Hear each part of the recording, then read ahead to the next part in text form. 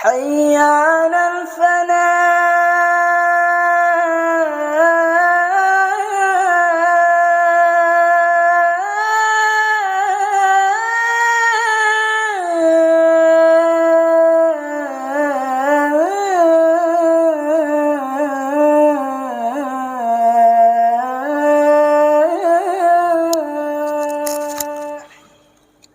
Assalamualaikum warahmatullahi wabarakatuh. Alhamdulillahirabbil alamin wa bihi nasta'in ala umurid dunya waddin. Wahdahu wassalatu wassalamu ala rasulillahi ajma'in. Asyhadu an la ilaha illallah wa asyhadu anna Muhammadan abduhu wa rasuluh. Allahumma shalli ala sayidina wa maulana Muhammad. Wallahu ta'ala fil Qur'anil Karim. A'udzu billahi minasyaitonir rajim. Bismillahirrahmanirrahim. Ya ayyuhalladzina amanu taqullaha haqqa tuqatih wa la tamutunna illa wa antum muslimun. Para bapak ibu hadirin jamaah salat zuhur yang semoga dirahmati Allah Subhanahu wa taala. Bersyukur kita kepada Allah Subhanahu wa taala atas segala limpahan rahmat dan karunia yang Allah Subhanahu wa taala berikan kepada kita sehingga kita bisa hadir di masjid ini. Kita ucapkan selawat kepada baginda Nabi Muhammad sallallahu alaihi wasallam. Allahumma salli ala sayidina Muhammad wa ala sayidina Muhammad. Bapak Ibu, masuk kita ke sambungan kajian berikutnya tentang hadis-hadis yang diperdebatkan, dia bermasalah tentang seputar puasa. Berikutnya hadis yang akan kita jelaskan adalah hadis tentang tidurnya orang berpuasa itu ibadah. Kan kita pernah tuh dengar tuh, tidurnya orang yang berpuasa itu ibadah, dapat pahala. Nah, ini kita lihat hadisnya. Seperti apa komentar ulama dan pendapatnya. An Ibnu Mas'udin radhiyallahu anhu qala Rasulullah sallallahu alaihi wasallam, naumus sha'imu ibadatun wa nafasuhu tasbih wa du'a'uhu mustajab. Tidurnya orang yang berpuasa itu adalah ibadah dan napasnya adalah tasbih, wa du'a'uhu mustajab, dan doanya adalah mustajab. Ini diterangkan dalam kitab Hilyatul Auliya, di mana Bapak Ibu kalau kita lihat redaksi hadis ini, sebenarnya ini ada kalimat wa du'a'uhu mustajab, doanya mustajab. Kan ada hadis Rasulullah bahwa doa orang yang berpuasa itu memang mustajab. Jadi karenanya ulama mengatakan bahwa hadis ini doib bukan dari segi matannya. Apa itu matan? Matan itu redaksi hadisnya. Jadi ulama menilai hadis ini doib, tapi doibnya itu bukan karena matan. Matan itu apa matan? Matan itu redaksi hadisnya. Jadi Bapak Ibu, karena itu, bukan karena itu, tetapi justru ini adalah hadis ini dhaif karena ada seseorang yang bernama Ibnul Mughirah Al-Qawas. Karena ada dia, maka kemudian kata Imam Al-Hafiz Al-Iraqi rahimahullah ta'ala, ini ulama besar, ulama hadis, maka hadis ini menjadi dhaif karena ada Ibnul Mughirah Al-Qawas. Jadi bukan karena matannya, tapi karena sanadnya. Sanad itu an-annya itu sampai ke atas gitu. An itu kan banyak tuh kalau dalam hadis. Jadi karena sanadnya. Jadi ini yang pertama, hadis tentang tidurnya orang berpuasa itu ibadah, hadisnya adalah dhaif. Kemudian Bapak Ibu yang dirahmati Allah Subhanahu wa taala, berikutnya adalah, jadi nanti ini kita jelaskan, bukan setiap yang dhaif itu dibuang ya. Nah, nanti ada bahkan ulama mengamalkan itu. Hadis tentang doa berbuka puasa. Nah, ini juga sering Bapak Ibu. Yang kita amalkan doanya adalah Allahumma laka sumtu wa bika amantu wa ala rizkika aftartu bi rahmatika ya arhamar rahimin. Nah, ini kita lihat pula tentang hadis ini.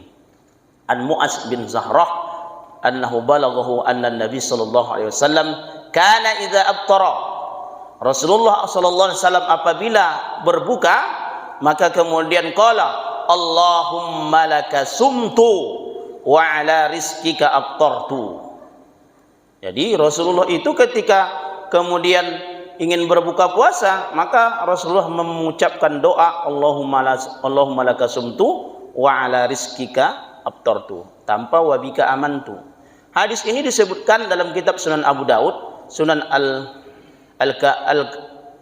Al-Baihaqi, kemudian Al-Mu'jam At-Tabarani. Nah, ini diterangkan Al-Awsat At-Tabarani. Ini diterangkan dalam kitab itu. Nah, kemudian Imam Nawawi, ulama hadis, mengomentari tentang hadis ini karena ada Mu'az bin Zahrah, maka kemudian hadis ini adalah statusnya menjadi dhaif, lemah.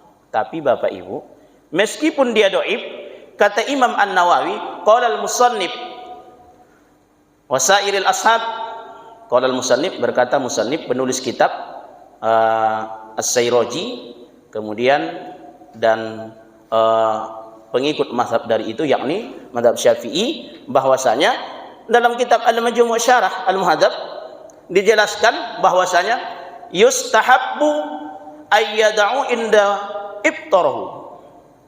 Yustahab itu apa? Dianjurkan, disunnahkan bahwa ayyada'u, berdoa, inda iftarahu, ketika ingin berbuka.